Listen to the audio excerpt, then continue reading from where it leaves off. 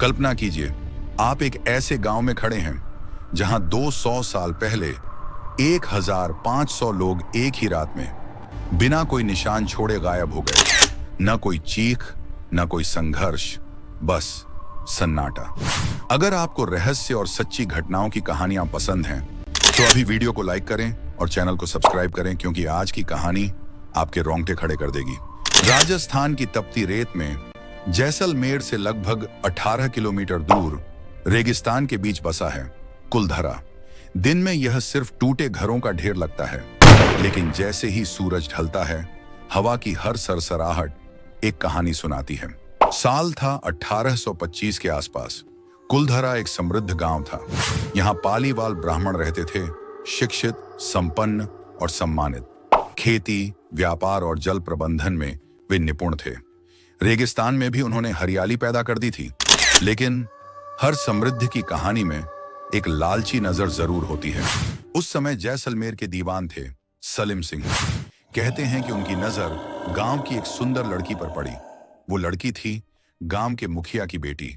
संदेश भेजा गया, या तो लड़की सौंप दो या गांव उजाड़ दिया जाएगा।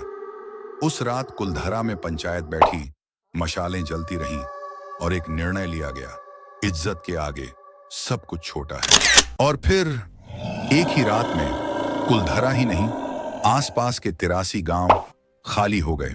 सुबह जब सूरज उगा तो सिर्फ रेत थी और खामोश दीवारें। 1500 लोग, जैसे धरती निगल गई हो। कहते हैं जाते जाते पाली वालों ने श्राप दिया, यह गांव कभी फिर नहीं बसेगा। 200 साल बाद भी कुलधरा खाली है। 2013 में पैरानॉर्मल टीमों ने यहां जांच की। अजीब आवाजें रिकॉर्ड हुई, कदमों की आहट, महिलाओं के रोने की ध्वनि। कुछ पर्यटक कहते हैं मोबाइल अपने आप बंद हो जाते हैं। इतिहासकार मानते हैं कि अत्यधिक कर और पानी की कमी असली कारण हो सकते हैं। लेकिन सवाल वही है, पूरा समुदाय एक साथ कैसे गायब हो गया?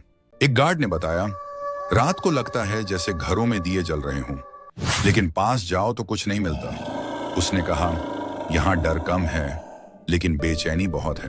कुलधरा सिर्फ एक खंडहर नहीं, यह आत्मसम्मान की कहानी है। अगर आप कभी जैसलमेर जाएं, तो दिन में इसे देखिए, लेकिन अंधेरा होने से पहले लौट आइए, क्योंकि कहते हैं जैसे ही सूरज डूबता है, कुलधरा फिर से जाग उठता है। लेकिन क्या सच में 1500 लोग एक ही रात में गायब हो गए थे, या उन्होंने एक सुनियोजित पलायन किया था? इतिहास की धूल में दबा सच शायद उतना रहस्यमय नहीं जितना हमें बताया गया है। पालीवाल ब्राह्मण सिर्फ किसान नहीं थे, वे इंजीनियर थे, रणनीतिकार थे। उन्होंने रेगिस्तान में पानी रोकने के अनोखे तरीके विकसित किए थे।